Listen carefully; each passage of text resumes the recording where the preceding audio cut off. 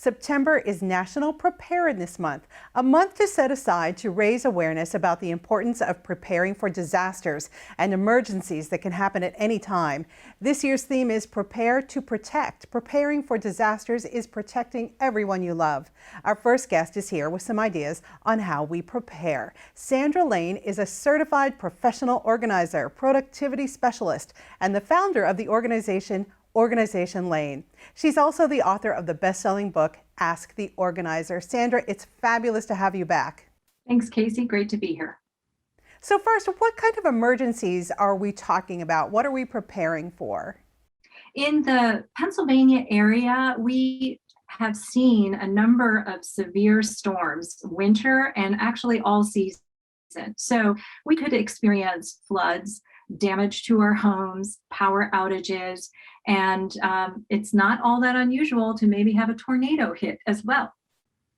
That's absolutely true. We have a potpourri of weather in this area. So you have some just suggestions to help us get organized and ready in the event of a disaster. So let's talk about those. First, assembling a grab-and-go tote. Right, that's what I like to call it, grab and go, because that's literally what you're going to do with this tote. Think of supplies that you need. According to the Red Cross, you should have enough supplies for 72 hours in the event you are out of power or you are away from your home. You want to consider that as you fill this tote. Anywhere from a 50 to 60 quart tote should do the job. Depending on the number of family members you have, you may need multiple totes. Here's what you want to keep in mind when it comes to what to put inside.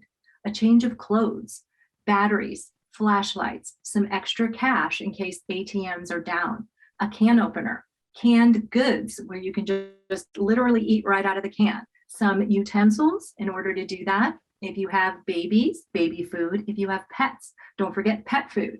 And most importantly is a gallon of water for each person every day. I don't actually put that inside my tote. You want it to be, you don't want it to get too heavy, but I keep them nearby my tote. Those are great suggestions. And you also suggest an evacuation plan. Tell us about that. Sure. Now, every family, every location of that family and home, the age of the family members, the evacuation plan is going to look different. There isn't a one size fits all, but you can get all the ideas you need from two websites, redcross.org and ready.gov. But a few things that you'll want to think about is a meeting spot.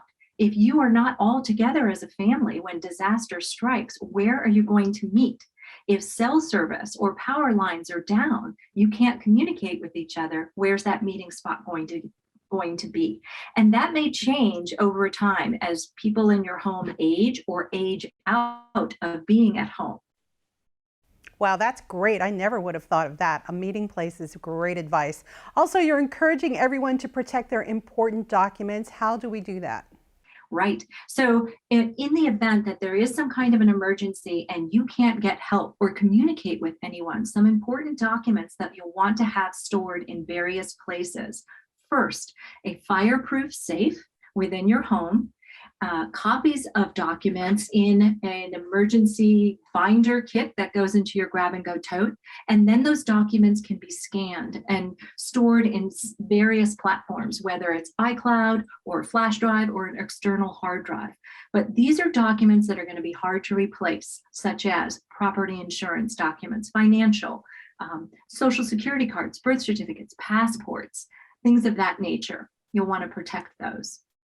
You've brought up a lot of good points. There are things that I wouldn't have even thought of, especially the meeting place. So we thank you so much, Sandra. Any final words? We have a few moments left. Sure. So here's something that I learned just from my own kids. They use their phones constantly, and sometimes they'll run the car to the ground without any gas. If anybody else is out there that experiences the same thing, here are two tips that I highly recommend. Encourage your kids to make sure that their phone is as highly charged as possible, because that may be your only source of communication and you don't want your battery to run out. So have your phone charged as much as possible and have a phone charger in your car. Fabulous. And then try to keep the tank of gas above half full. Thank you, Sandra. It's been a pleasure.